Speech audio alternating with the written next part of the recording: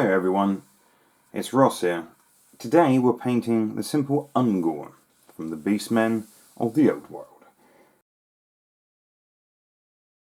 So this little guy is very much like my regular Gors, but a little bit more basic, so you could definitely rip through a unit of 10 of these guys in a day. Unless you want to spend a bit more time with the banners, we'll get to the banners at another stage. So, straight out the gate, what do? Well, we get ourselves a regular size brush. Doesn't have to be anything too fancy, so I'm using a medium brush from Citadel. It's not a massively detailed brush, so we start with some Fire Slayer flesh. Even with contrast, it's always good to give it a damn good shake. So shaking it up, and this literally goes all over the model. You could dip the model if you wanted to. I am using possibly a finer brush than I really need to. I just really want to get into those nooks and crannies. You don't have to put it on thin. Put it on that kind of consistency, making sure you get into every little recess. Contrast paint is rather smart. It does probably 2 of the stages for you in one stage, but we still will be later on bringing it up with a dry brush. That's right, so a dry brush. This is not a Golden Demon standard.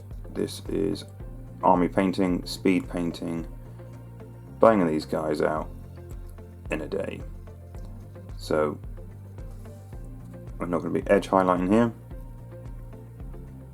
Not on the flesh in a way. You could always do it on the tip of the arrow, things like that. Anything remotely pointy to bring it out if you want to.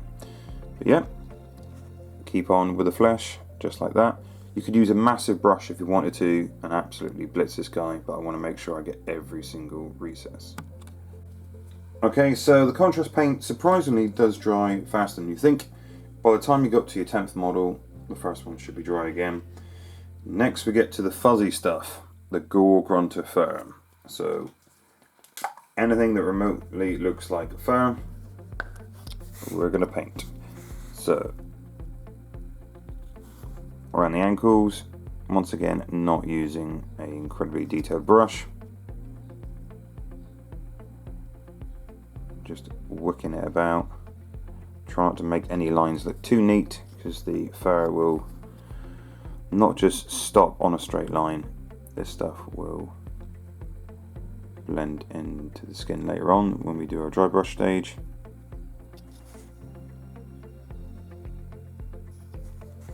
It's probably one of the smallest models for me to paint, not on the stand, which is probably a bad idea, isn't it?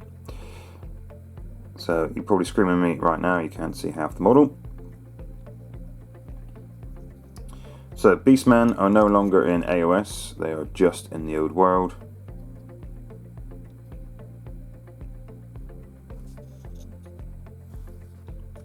Which I think is a bit of a shame. I think they could have been in both. And for all those people who've got a lovely painted Beastmen army and you still want to use it, you have to rebase. Mind the bum cheeks. The bum cheeks are not fuzzy. I'm not going to continue that conversation anymore.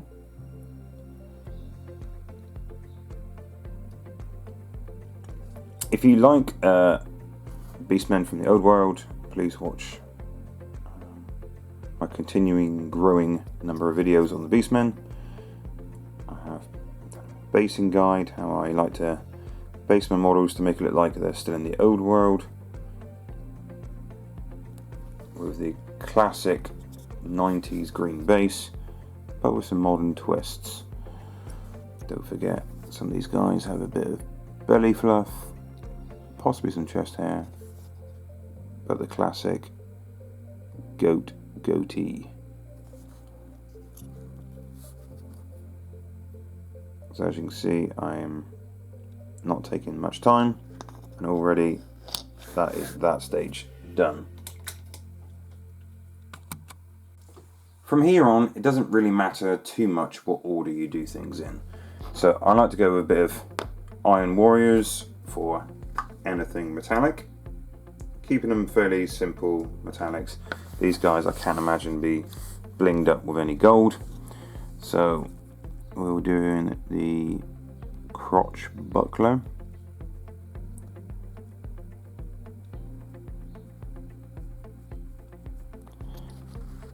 Any of the arrow tips, of course you could do them more like a flint, but I'm doing them metallic.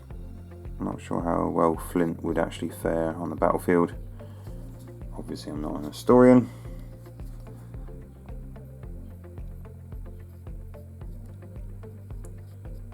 And you'll find a lot of the bows I have metallic pieces on as well, so you find a little bit there and the other side of the hand grip. And anything hoof related, I like to use basilicum grey, because I do find black is too black, funny enough, being black and all. But goat horns and hooves are often black, and they are very dark grey. The more that you look at them, you can see that is just a grey and not a true black. So it's always nice to study from actual sources if you can. Sadly, I say sadly, there are no beastmen in this world. I say sadly, that would be horrific. Even in the southwest of England, a few villages look like they may contain beastmen, but they don't actually. So a little bit on the horns as well, and you'll find you have to put 2 layers of this stuff on if you want to make it a bit more heavy, because it will dry quite light. Next for the loincloth, so I love a bit of Mephiston red, and if you guys have watched my previous videos, try to bang a bit of Mephiston red nearly every model I've got. So for this is for the loincloth. So what I'm going to do is make the loincloths actually quite grubby, because it's the only material on them. As you can see, I'm not taking that much care, but I'm trying not to get on the fur if I can help it. And now this is a stage where you can possibly drop down to a smaller brush. So I'm still using my medium.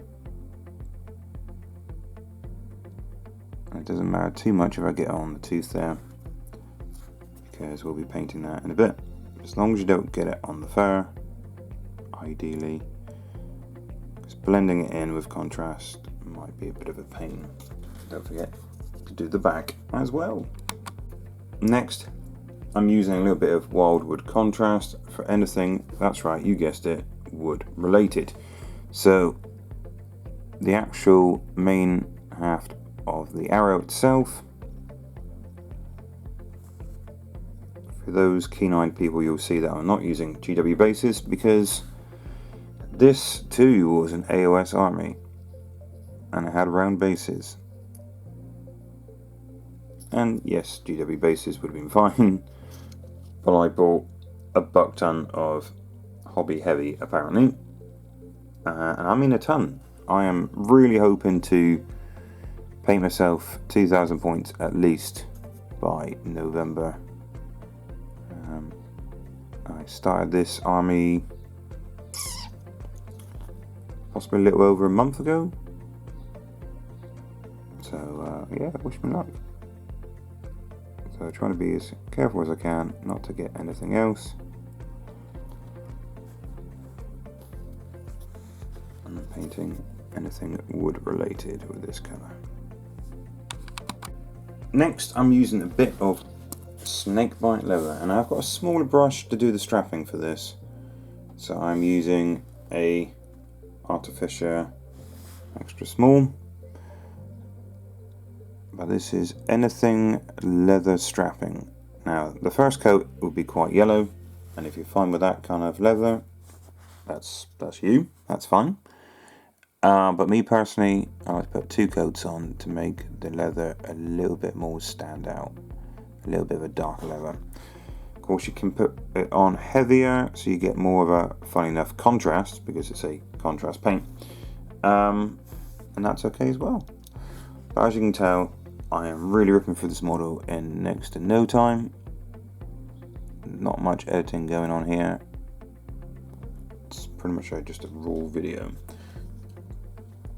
For the slightly larger areas, I will be going back to my medium brush. So, larger areas being the strapping by the wrist, and any van braces that have leathery bits as well. Like, so this one has got a leathery van brace. We are running out of white areas, aren't we? Stuff to paint. It's literally a paint by numbers. It's such a fast guide.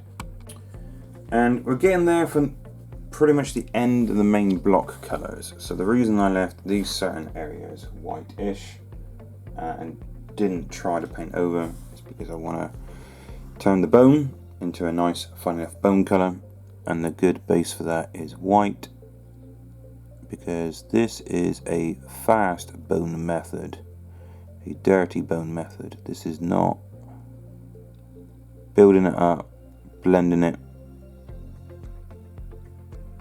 So I'm just going to tidy up any of the whites that I may have overpainted.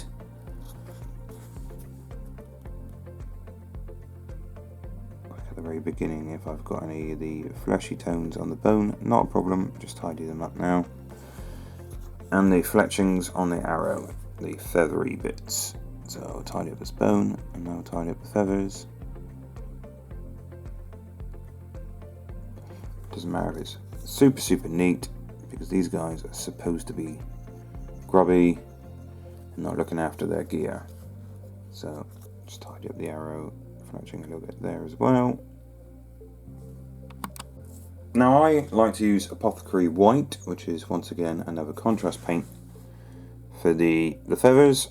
Put it on quite thick, but depends how dirty you want your feathers to be. So after this is done, there will be a small oil stage, which is completely optional. You don't have to do it at all, and you can always thin out the oil that I'm going to use and put it on the feathers as well to make the feathers look a little bit dirtier. But see how it dries, see what you think. Is this method for you? This is what I like to use. Like I said, nice and thick.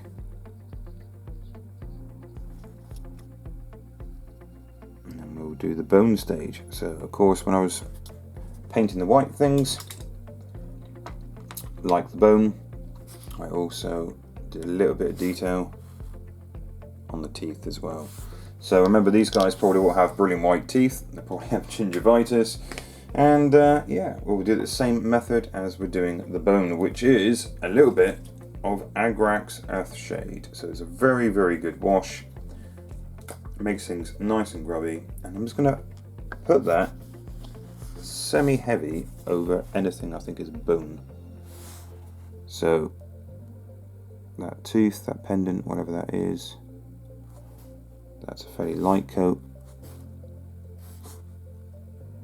Most of these pots, straight out of the pot, no wet palette, not at this stage anyway.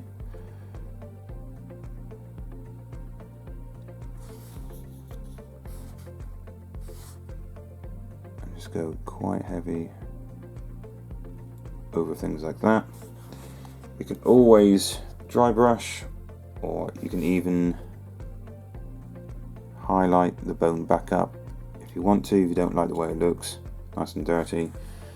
And don't forget the teeth as well. So that's a nice snarl there, thank you buddy.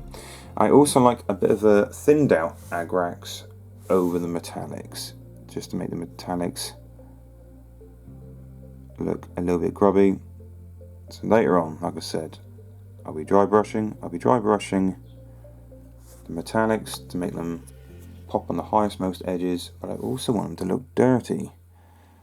So if I was just to dry brush them now, they would just look like regular, fairly looked after metallics. I want these guys to have found this gear on the battlefield after they've raided or been in battle, and not necessarily service their equipment. I can't imagine they have many serfs out there polishing their stuff for them. Not that they wear a lot of armor. Yeah, just a bit of a thin agrax over any metals. So that's the main block colours. Now, once that's dry, we'll talk about using the oil.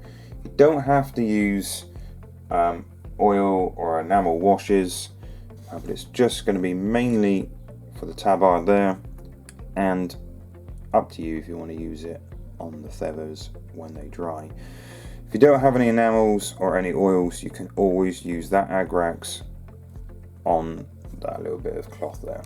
So the enamel I'm going to use is AK's Streak and Grime. I really do rate this product. I paint a lot of Necromunda models and I really like the grubbiness of that. So I'm going to put a little bit on the cloth there. When it dries, it gives a bit more of a different texture than if you just use agrax. So agrax is more of a shade. This looks honestly more like a dirt, and that's exactly what it's intended to do. So these guys will not be washing their loincloths. They will be grubby and mucky and dirty. So that's the very basic look of this guy. Looks okay. If you want to batch paint 20 at a time, that may be the style you want to go with, but I'm going to use a little bit of Screaming Skull and just bring up any of the bone areas just very, very slightly. So just a tip there, possibly there, just to make it pop a bit more at a distance. And same with the teeth as well. So tiny little bit on the teeth, tiny bit on the teeth, just like that.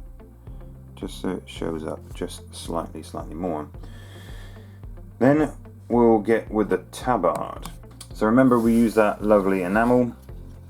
What we do is get a cotton wool bud, just a little bit of white spirit, not too much, just so it's damp, and just take the bottommost of it off. Obviously the dirtier you've got it, the more of a contrast between the shadows that you've got at the moment. So just a little bit at the bottom, that's literally it, just rubbing that off. So the highest areas will be the cleanest areas.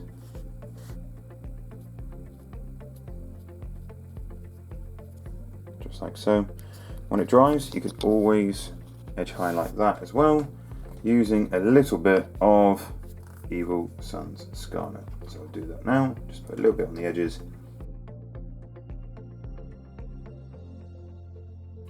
First we're going to start off with a little bit of the Stormhost Silver, so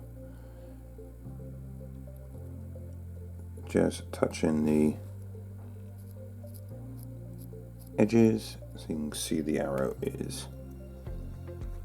It's got more of an edge now, hasn't it? Arrows aren't good if they don't have an edge. So just anything metallic, just on the edges, like the crotch buckler, especially on the highermost side. So you can see that it looks like there's a shadow underneath, giving more of an illusion of a domed surface, like that. Anything metallic. What else have we got on the model? Nothing else. Some of them have nose rings as well, so a little bit on the nose ring. There we go. That's the Stormhost Silver. Next we go with the Orthwan Grey. So if you noticed, I'm using just a regular brush, regular old brush. I've kind of turned it into a dry brush because I want something fairly fine to get into these small spaces for like things like the hooves.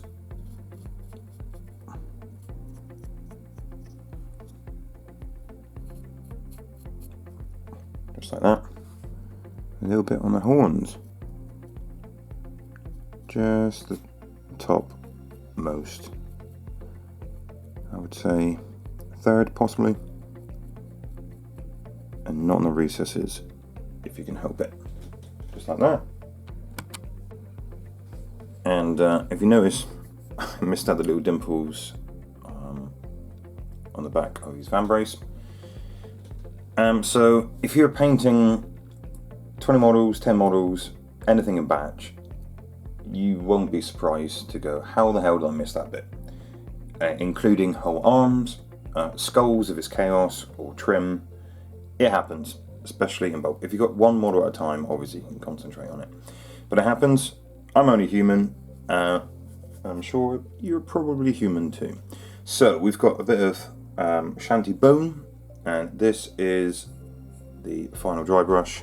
So this is blending any of the furs with the skin. So obviously more so on the topmost areas. Just trying to bring out some of the detail.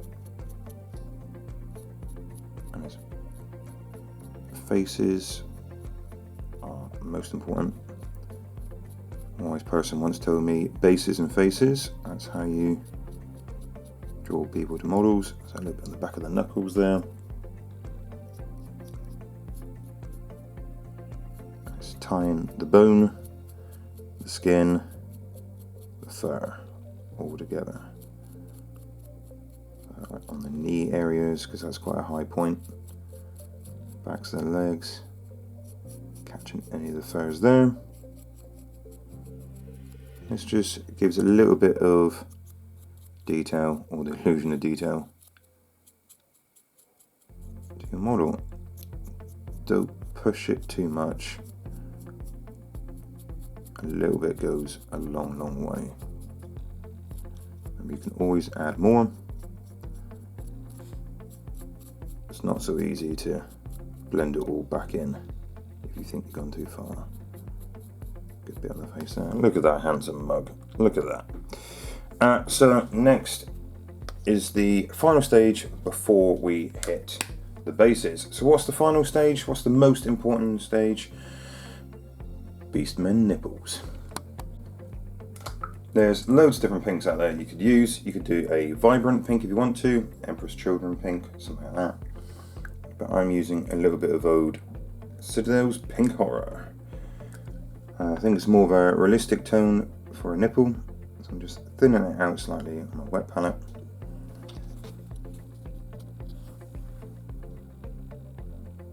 And we just do a little bit there. And that is it. Just the tiniest hint of a nipple on your beastmen.